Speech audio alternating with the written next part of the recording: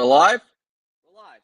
Let's try this again. Ladies and gentlemen, boys and girls, football is back. Let's freaking go. The best sport on the good planet Earth is back tomorrow night. I'm so stoked. I am so pumped. Let us just get it. Let's get it going. I actually did an episode on my week one picks earlier this afternoon, but I didn't like how it turned out. I thought, it was kind of stale, and more importantly, I felt like I was just dragging everything on. So, I think for this second shot, I'm gonna try to keep it as brief as possible, or not too brief, but I won't, try to bore you with all these games. So, I'm gonna stop stalling, and I'm gonna get right on with these picks. Let's start with the first game on our docket: the Philadelphia Eagles versus the Dallas Cowboys. Obviously, this was supposed to be a very huge game entering the season. The Dallas Cowboys are about to watch their most hated division rival hoist their second Super Bowl banner, but it won't be with Micah Parsons, as last week he got traded to the Green Bay Packers for two first-round picks and Kenny Clark. Jerry Jones didn't want to negotiate a new contract extension with Micah Parsons' agent. The relationship was irreparable. There was a lot of discontent. There was a lot of, bad blood between the two sides, to the point where Micah Parsons held out of practice. He requested a trade. And as we all thought, a resolution would happen, didn't pan out that way. And now he gets to play for the team that literally sent the Dallas Cowboys home 2 years ago in the playoffs. So the Dallas Cowboys defense is going to look a hell of a lot different without a standout pass rusher. I know that Trayvon Diggs is coming back from a knee injury, and they just re-signed Deron Bland, but they're counting on the pass rushing depth to really take them home. And now they're going to go up against an Eagles offense with Saquon Barkley, Jalen Hurts, A.J. Brown, Devontae Smith, Dallas Goedert, and one of the best offensive lines in the league that is getting Landon Dickerson back from a meniscus injury. So, yeah, this is not going to be a fun one. And more importantly, Dak Prescott's coming back from a season-ending hamstring injury. So at least you got, the passing game that, will return to full strength with CD and George Pickens and Jake Ferguson. But when you don't have a quality run game and your offensive line has, a lot of question marks, and you're going up against the best defense in the league, then it's not the best matchup either. So with that being said, I'm going to pick the Eagles here. I think they're going to start off the season strong. There might be a few moments where they show a little bit of rust, and they show a little bit of those moments where you're like, we're not used to seeing that from them last year. But, I think their defense will set the tone from start to finish. I think the offense will definitely find a groove as the game goes along. And more importantly, I think it's just going to get to the point where, it'll be feisty and competitive early on, but the more that Dallas' offense stalls out, the more that their defense is on their heels, and the better chance that Philly has of pulling away by double digits in the end. So I got the Eagles winning 31-17. Next on our list, we have a Friday night matchup in Sao Paulo, Brazil on YouTube featuring the Kansas City Chiefs and the Los Angeles Chargers. So you know that this game is going to come down to the wire because you got Patrick Mahomes and Justin Herbert going toe-to-toe with one another. But almost 99% of the time, Patrick Mahomes finds a way to win in the end, especially when it's a quote-unquote road game against the Los Angeles Chargers. I know this is a neutral site, but Mahomes has yet to lose a road game to Justin Herbert in his career. And to be quite honest, I don't really see it ending anytime soon. Both teams match up evenly with one another. You got, two outstanding quarterbacks, two tremendous coaches, two exceptional defenses, and a ton of playmakers on both sides. But I think what gives the Chargers the disadvantage is that Rashawn Slater is out. And you're going up against one of the most aggressive defenses in all of football, led by probably the greatest or probably the best defensive mind in the league right now in Steve Spagnuolo, that loves to blitz, that loves to catch the quarterback off guard, that loves to take away the offense's greatest strengths and forces them to, beat them in a completely different way. So I think that it'll be a pretty competitive match. I know that, like I said, it's going to come down to that final drive, and in most cases, it usually comes down to the last play. So I think a walk-off field goal is going to decide it. Kansas City Chiefs, though, they take it home 27-24. Unless the Chargers can prove that they're no longer the little brother or the second fiddle in that division, then Kansas City is going to continue to represent that division, and they're going to continue to prove that there are just levels to greatness, and there are ways of, they're just, on a higher tier than Los Angeles is right now. So, bottom line, 27-24. Now we get to Sunday afternoon's festivities, and there are some games that are not going to look completely fun, but then others where you're like, oh yeah, I'm definitely turning on my television for that. When it comes to the Saints and the Cardinals, you're kind of expecting more of the former. Um, you know, at the start of training camp, I actually had the Saints winning in an upset because of a historical reason. It's not so much of like the rosters that they currently have. The Cardinals have not won a road game against New Orleans since 1996. If I think when I look back at the previous times that Arizona has lost in the Superdome, I think of two games. The 2009 divisional round when Kurt Warner played in his last NFL game ever, and the Saints absolutely trampled the Cardinals 45-10 en route to their first Super Bowl championship. And then 2019 when a rookie Kyler Murray lost to Drew Brees 31-9 when Brees was coming back from a thumb injury. So definitely not a lot of good luck on Arizona's side, but I think this is the year where it actually ends, after giving it some time to think about it, because the more I think about this matchup, the more I really question myself. Spencer Rattler versus Kyler Murray. A well-improved Cardinals defense versus a Saints offense that has a feeble offensive line and whose skill position players have, dealt with injuries over the last couple of seasons. And then you think about Kyler Murray, James Conner, Marvin Harrison, Trey McBride versus a Brandon Staley-led defense that really only has a few good players, with Demario Davis and Carl Granderson and Justin Reed and, Chase Young, but really a lot of unproven guys that, are okay at their best, but not so really good as their floor. So, I mean, as much as I would like to see, historical trends, to continue, since I used to be a history major in college, I just don't see how the Cardinals can win this game on the road. I mean, their offense is more efficient. They have one of the best O-lines in the league, while the Saints don't really have any semblance of a pass rush besides maybe Brian Bresee and Granderson. And more importantly, it's just offensively, you have a lot of questions to answer at the QB position. Kellen Moore is entering his first year as the head coach, so you don't really know how he's going to do in his first, game fully in charge of the team.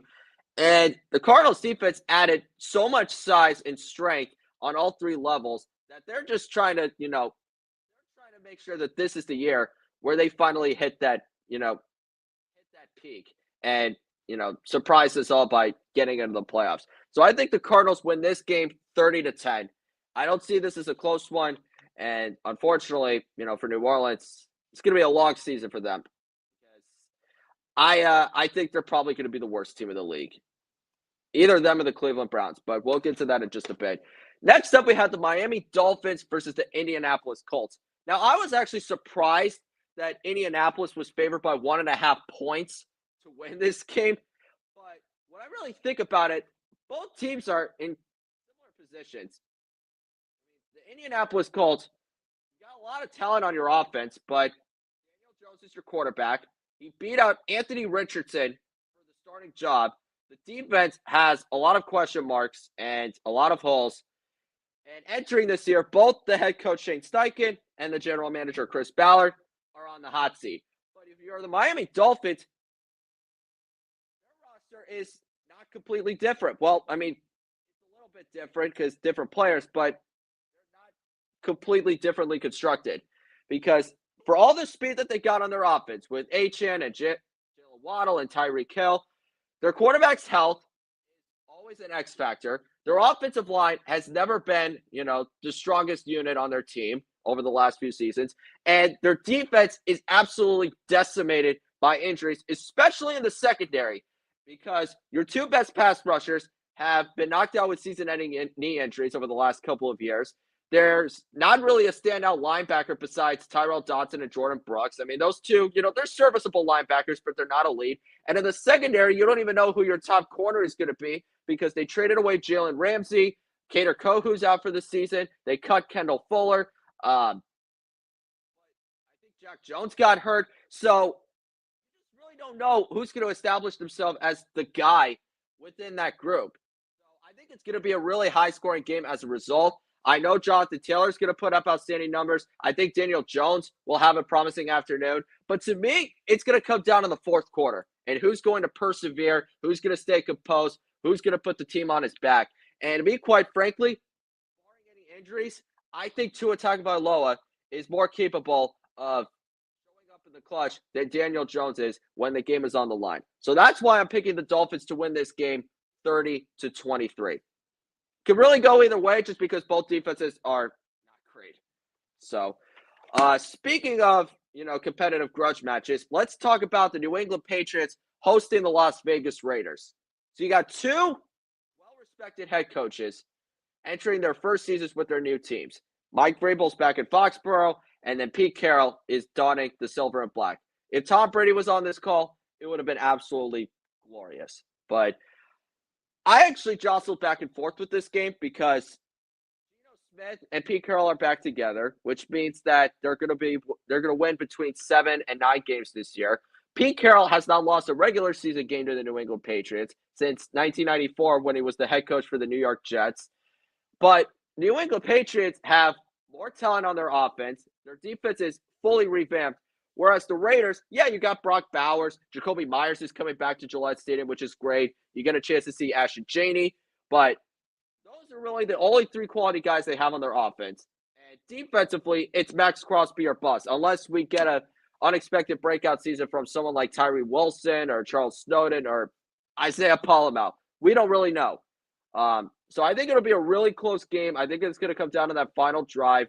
But I think at some point in time, I think the Patriots, you get a chance to see what this offense looks like with Josh McDaniels, with the new offensive line, improved skill position players. And the real X factor, in my opinion, is what this defense might look like without Christian Gonzalez, because he hasn't practiced over the last month or so with a hamstring injury. So his absence will absolutely be critical, especially for a secondary that just released Jabril Peppers over the past week. So I think New England can win for now, but to be quite honest, I will not be surprised whatsoever if the Raiders win. I know I'm kind of hedging my bets here, but listen, New England's at home. I trust Drake May to, not screw up against the Raiders defense that isn't completely great. And as long as Max Crosby does not completely blow the game wide open, I think everything will be fine. So I think New England hangs on 23-20. But again, won't be surprised if the script flips the other way around. I think the same could be said for this next matchup I'm about to talk about between the Pittsburgh Steelers and the New York Jets. An ultimate, quotes around that, revenge game as Aaron Rodgers and Justin Fields are set to face off against each other with their former teams. So Aaron Rodgers wants to stick it to the Jets, while Justin Fields wants to show Pittsburgh that they made a mistake by not keeping him on as their QB1. So lots to look forward to there, but honestly, I don't see either offense playing great. I think this is going to be an intense, low-scoring battle. The Jets defense is well-respected. They have a lot of continuity. They have a lot of cohesiveness. Yeah, they're under a new scheme with Aaron Glenn as the new head coach, but I think, they'll definitely do whatever they can to, keep Aaron Rodgers bottled up. But the thing is, Pittsburgh's defense is a lot more feared and a lot more well-respected, especially since the Jets, unfortunately and tragically, well, I wouldn't say tragically, but unfortunately lost Elijah Vera Tucker for the rest of the season with a torn triceps, the second time that he's faced that injury. And it's just a huge blow for this offensive line because when he's on the field, he is absolutely one of the best guards in the league. Last year, he managed to play 15 games. So you can't help but feel horrible for the kid. But that's the problem. He hasn't been on the field. And, he's had 2 torn tricep injuries. He's had a ruptured Achilles. And he's entering a contract year. And it's absolutely terrible. One of my friends actually works for the New York Jets. And he actually saw Elijah Vera Tucker walk off the field when the injury happened. But he told me that he didn't really think much of it. Didn't think it was going to lead to this. And then when we found out the news, it was just absolutely devastating and crushing. So hopefully Elijah Vera Tucker heals up, that he recovers well and that, he returns to the field as soon as possible. But his free agent market entering this offseason, oh boy, it's I just hope he can, sign with the team quickly rather than, wait until June or July to join a roster. So, sorry, didn't mean to detract there, but the point is, you're going up against TJ Watt and Cam Hayward and Alex Highsmith and Patrick Queen and Ramsey and Slay and Joey Porter Jr. and Thornhill and Elliott, and you don't really know what you're getting from this Jets offense, then it's good. Then a lot of trouble is going to be brewing up early and often. And even if Aaron Rodgers doesn't play his best game, all he has to do is the bare minimum and not screw up just for them to, get out of MetLife Stadium with a win. So I'll pit Pittsburgh for that reason. I'll say they win in a low scoring battle, 20-17. Moving right along, which is what I should have been doing more, in the last episode. But again, I digress. Next, we are going to talk about an NFC East matchup between the New York Giants and the Washington Commanders. Russell Wilson and Jaden Daniels will play each other again for the second straight year. If you recall, Pittsburgh played Washington in D.C. in 2024. Russell Wilson threw 3 touchdown passes, and Pittsburgh was able to hang on 28-27. But the New York Giants aren't exactly the Pittsburgh Steelers, or vice versa, depending on how you look at it.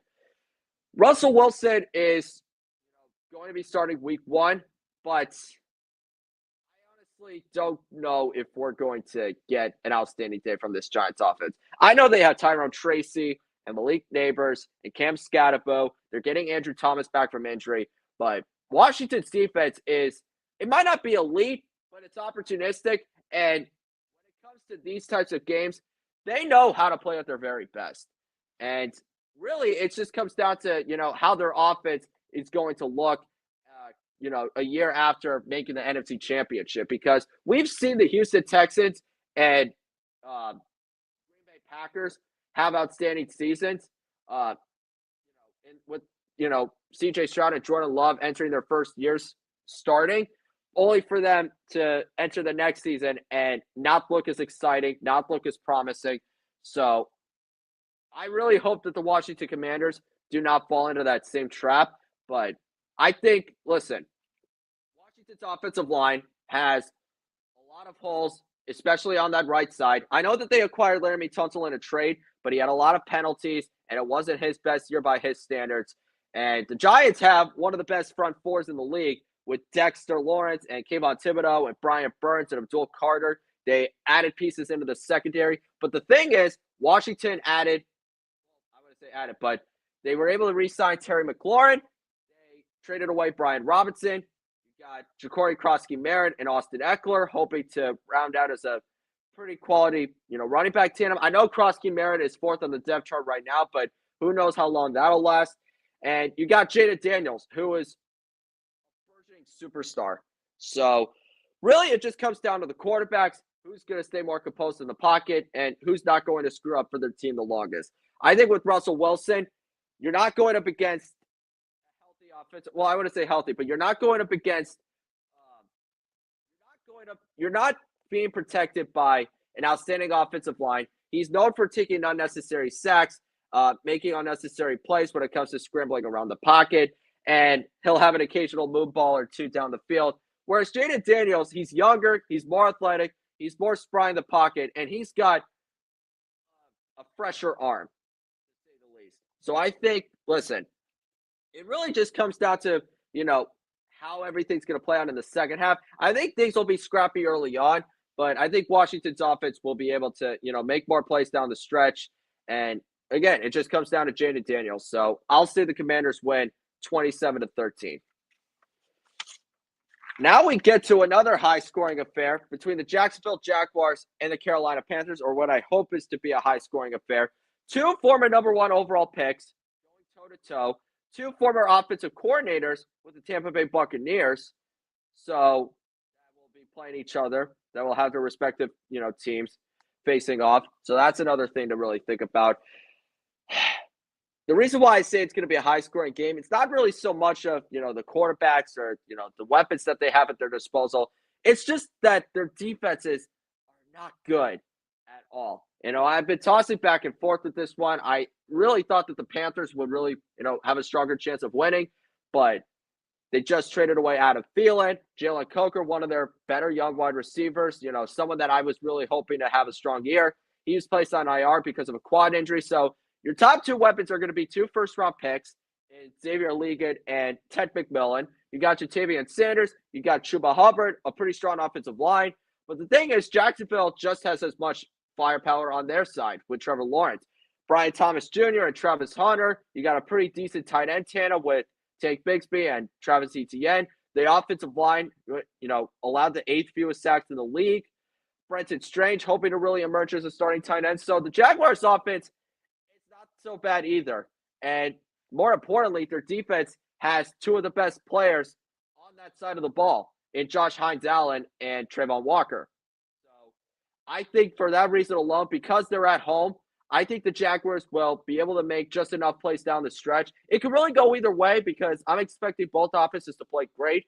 But I think now that Liam Cohen is in Trevor Lawrence's ear and that he'll finally have, a more modern or a more adaptive coach, calling the signals and calling the shots, that this offense will look more fundamentally sound, that they look more structured. I'm not really so confident about their defense, but I think, with the Panthers' new additions on that defensive side, on all three levels, it's going to take time for them to grow, for them to adjust. And on the offensive side, as much as I want to see Bryce Young and Dave Canales pick up where they left off last year, I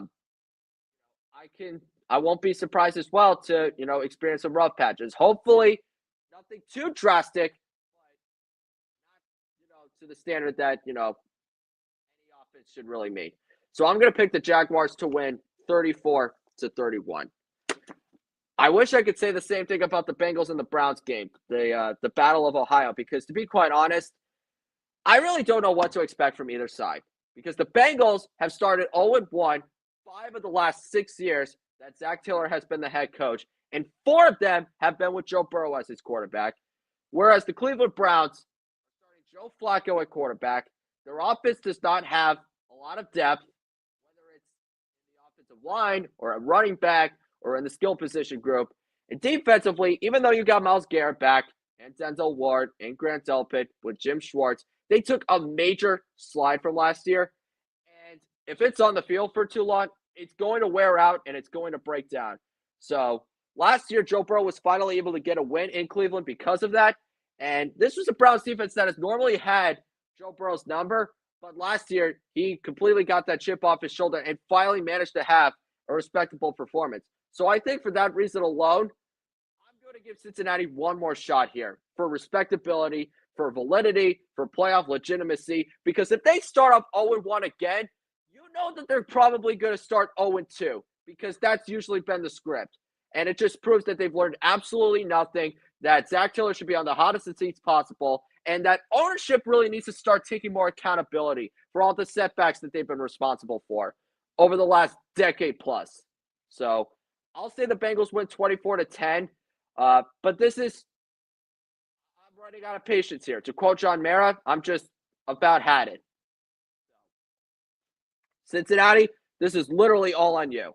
Cleveland, you pretty much have nothing to lose because nobody really has any expectations for you. So if you pull off this upset, then you're definitely going to spark a lot of discussion and debate, to say the least. All right, the final game of the 1:00 slate takes us to Mercedes-Benz Stadium in Atlanta, Georgia, where the Falcons will host the Tampa Bay Buccaneers in what should be a fiery NFC South showdown. Last year, the Falcons were able to beat the Tampa Bay Buccaneers twice with Kirk Cousins. And in my opinion, it wasn't so much of, the defense not being able to stop Kirk Cousins or the offense not being able to put up enough points on the board. It really came down to the turnover differential and ball security and finding a way to close the deal. I think with the Tampa Bay Buccaneers, defensively, you're not going up against Kirk Cousins this time. It's Michael Penix Jr. getting the full key, getting the keys to the car and having full control of this offense. Todd Bowles is one of the more aggressive defensive minds in the league. Just like Steve Spagnuolo, he's going to blitz at all angles. He's going to do whatever it takes to make Michael Penix feel uncomfortable in the pocket. But he's got a great supporting cast around him with Bijan and Drake London and Darnell Mooney and Kyle Pitts. But the problem is Caleb McGarry's going to be out for the rest of the season with a knee injury. And if they can't protect Michael Penix Jr., then it's going to be a long, long day. And we know that this defense is not good enough to, keep Baker Mayfield out of the end zone for the entire day. So I think the Buccaneers are going to win this game. I don't think it's going to be a sweep the way it was last year. So I'm just hoping that as long as they hold on to the ball and as long as they stay true to themselves and as long as they're clicking on all cylinders, they're going to be in great shape. So Tampa Bay brings it home 31-24. Now we get to the late afternoon window, which actually presents a lot of interesting matchups here. Let's start with an NFC West showdown in Lumen Field between the San Francisco 49ers and the Seattle Seahawks. Entering this game, I really thought that, the 49ers would win this game easily and convincingly. But looking at the attrition on the wide receiver room, I just don't really know how this game is going to play out. I still think the 49ers are going to win, but offensively, Brock Purdy is going to have to prove why the 49ers gave him that $53 million per year extension. Because Brandon Ayuk's not going to be there. Jacob Cowing is on IR. Demarcus Robinson is suspended. Juwan Jennings is dealing with a calf issue. Russell Gage has an MCL sprain. So really your healthy weapons are Christian McCaffrey, who's had injury concerns over his career. And when he's on the field, he's a top 3 running back. Brian Robinson, so those are your 2 backs. Ricky Pearsall is your healthiest wide receiver. First-round pick, but is entering his first fully healthy season. And you still have one of the best tight ends in the league in George Kittle, along with a pretty solid offensive line. So we've seen what Brock Purdy has not been able to do when his offense hasn't been fully healthy, and the results have not been promising. So Brock Purdy is definitely going to be under a pretty big spotlight, but not as big as Sam Darnold, because the offensive line that he has is not great. Sam Darnold has a tendency to hold on to the ball for too long. They had the 5th worst rushing attack in the league, despite having a pretty decent running back tandem with Kenneth Walker and Zach Charbonnet. And really, more importantly, the 2 viable weapons that he's got are Cooper Kupp, who hasn't been healthy over the last few seasons, and Jackson Smith-Njigba. So both defenses are going to play extremely tough and physical. They're going to do whatever it takes to make both of these quarterbacks, make as many boneheaded mistakes as possible or stall out as much as possible. But I think when it all comes down to it, just like the Dolphins-Colts game, I think it comes down to that 4th quarter. Which quarterback is going to be able to shake off the pressure, who's going to be able to stay more composed, persevere through the toughest of circumstances, and find a way to pull through in the end. And my opinion, I trust Brock Purdy more than I do Sam Darnold. I don't think it's going to be a cakewalk or a blowout by any means necessary, but give me the 49ers to win this game 23-20. Now we get to a little bit of a more lopsided game between the Tennessee Titans and the Denver Broncos. I'm going to keep it short. I think Denver wins this 31 I think they win this 31-13. As much as I love Cam Ward and want to see him, be the next Geno Daniels or CJ Stroud, where they took 2 franchises that were completely stuck in the mud and brought them back on the map as a respectable playoff contender. I think it's just too early to see that right now. I mean, he's going up against an outstanding defense with so many playmakers on all 3 levels, including the reigning defensive player of the year in Patrick Surtain II. And with the Titans defense, yeah, it's getting healthier. And I didn't think it was the biggest issue on their team last year, but Sean Payton is on the other sideline. A tremendous coach, an outstanding play caller. Bo Nix has been an efficient quarterback, ever since, week 4. So he's gotten better as his rookie season progressed. And, I know that his supporting cast isn't the strongest, but as long as he does not turn the ball over and as long as he, takes what the defense is giving him and stays patient in the pocket, then the Broncos offense, they're going to do enough to win this football game. They might not put up superstar-like numbers, but if they can pull off a couple successful touchdown drives ranging between 5 to 6 minutes, then that'll be enough. And that'll be, really good on Denver's side of things. So Denver wins in a blowout 31-13, and I think the defense carries them from start to finish. I don't think I could say the same for this upcoming game, though, because I know everybody is going to want to see what happens in this one between the Detroit Lions and the Green Bay Packers. Will Micah Parsons make his Week 1 debut? We don't know, because he is dealing with a back injury. He's had back tightness ever since, training camp. It's one of the reasons why, he didn't practice when he was with the Dallas Cowboys. Yeah, there was the holdout issue. So you know what happens in those situations. But the back injury was legitimate. And there were reports saying that, he was going to get an injection, before the game. But the report just came out that, he was limited in practice. So he's on track to play. But we'll see what happens there, because just because you're limited in practice doesn't mean you're always going to get to play. So looking at this Packers defense, you know that this pass rush with him on the field is going to be incredibly explosive when you pair him with Rashawn Gary and Devontae Wyatt and Kingsley Enagbare and Lucas Van Ness and those guys.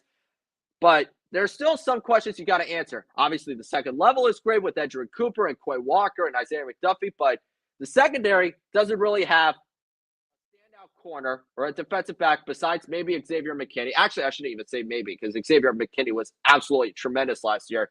But Nate Hobbs is most likely going to be your number one corner, who's a good corner, not a great one.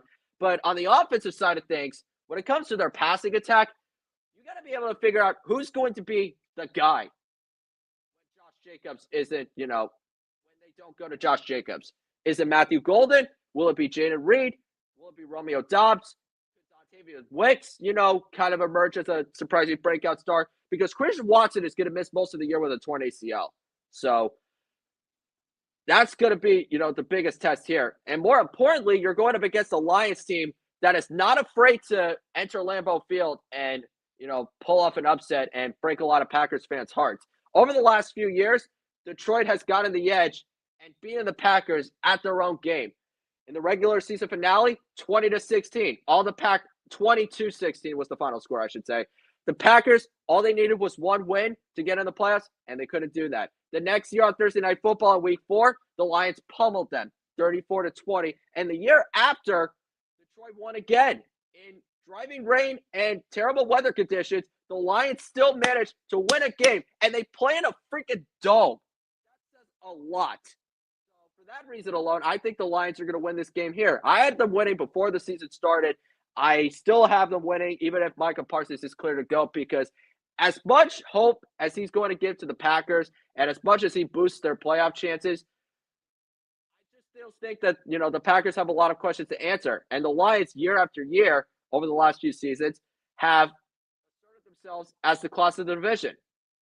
There we go. That's better. So I know Ben Johnson and Aaron Glenn are gone, but the core is still in place. Aiden Hutchinson is coming back from injury. And as long as you've got Dan Campbell, you should never lose hope whatsoever. So give me the Lions here, 27-24. Now we get to the final Sunday afternoon game between the Houston Texans and the Los Angeles Rams, which I've been jostling back and forth. With the Texans, I try to lean towards them because of Matthew Stafford's back injury. But then there's another day where, I'll side more with the Rams because the Texans don't have a great offensive line. Joe Mixon might be out for the whole season, at least long term, because of a foot ankle issue. And, CJ Stroud, he's entering a huge third season because last year he only threw 20 touchdowns and 12 interceptions. So really, Houston's offense is going to be the biggest X factor. I know what their defense is capable of doing from 45 to 50 minutes. But if it's on the field too long and you're going up against the Rams offense with Stafford and Kyren Williams and Puka Nacua, Devontae Adams, it's only going to be a matter of time before they start to break down and before the Rams pull away by double digits. And when you look at Houston's offense, their offensive line looks worse. CJ Stroud was the second sack most quarterback in the league last year. Nick Chubb was a shell of himself last year trying to recover from a gruesome knee injury, and then he broke his foot near the final few weeks of the season. You still got Nico Collins, which is a plus, but no Tank Dell, Christian Kirk playing for the first time since October. I think he only played 8 games last year, so he's trying to work himself back from injury. And really, your two rookies, Jaden Higgins and Jalen Noel, are already going to be thrusted into immediate impact positions. So you don't really know how it's going to work on that side of things. So for that, I think the Rams, find a way to win this game. They're at home. I think, defensively, they could definitely cause a few hiccups for this type of Texans offense. And as much as I like DeMeco Ryans and the playmakers that Houston has on their defense, I think the only way they can truly win is if they force Stafford to have one of the worst games of his career. And while that is possible, since he's got the lingering back injury and you kind of have flashbacks to 2022 where he was flat out awful after the Super Bowl year, I'll believe it when I see it. So, final score 27-20 LA. Now we get to the primetime games between the Baltimore Ravens and the Buffalo Bills, a rematch of the 2024 divisional round on Sunday Night Football. Get your popcorn ready because I think we're going to get another outstanding finish. If you remember last year when the Ravens started off the season, they were playing the Kansas City Chiefs in week 1, and they had a chance of tying the game up, but Isaiah Likely's toe in the end zone nearly touched just an inch on the white line, so it was ruled out of bounds, incomplete. Kansas City Chiefs held on. This time around, you're going back to Buffalo. You're going up against the reigning MVP with a star-studded offense and a really well-coached defense. The Ravens have just as great of a roster with the king at running back, a plethora of playmakers at the wide receiver position, Mark Andrews at tight end, an outstanding offensive line, a defense that really turned things around in the second half of the season. So you know that this is going to be a grudge match that comes down to the wire. There's nothing really that needs to be said about these two teams that already hasn't been said. Having said all of that, though, I still think the Bills are going to win this game. They're at home. You got the reigning MVP. The crowd is on their side. They got one of the best home field advantages in the league. But more importantly, like a few other games that I previewed so far, it comes down to that fourth quarter and who's going to be able to handle the pressure and who's going to be able to, really silence the noise and shut up the naysayers. And listen, both teams have had troubled postseason histories since 2018, 2017, if you want to go back to Tyrod Taylor and Nathan Peterman against Jacksonville. But the point is, both of them are too talented to keep coming up short year after year after year in the playoffs. Yet, for whatever reason, they always get in their own way. And even though this is week 1, this is really going to determine which team is actually going to get further along in the playoffs and which team is finally going to be able to get over the hump, or which team has a better chance of getting over the hump, I should say. So the only way for Lamar Jackson to finally shut those critics up is to actually do it. And prove everybody that, this is my time to shine and this is my year to lose. So I still think the Bills will win 23-20 on a walk-off field goal. And in the fourth quarter, it's going to be nip and tuck the entire way. You best believe it, baby. Now we get to the final game on our docket. The Minnesota Vikings visiting the Chicago Bears. I'm actually going to be at this game because I'm moving to Chicago in a couple days, going back to grad school, Northwestern University, go Cats. Also known as the school where the greatest actress in the world, Zooey Deschanel, went to school before, dropping out to be the greatest actress ever. So that's a fun fact in itself, but I digress.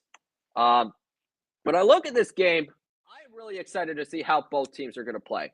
J.J. McCarthy making his first start in the NFL, an incredibly talented offense, one of the most aggressive defenses in the league. You got the coach of the year in Kevin O'Connell. And then you look at the Chicago Bears.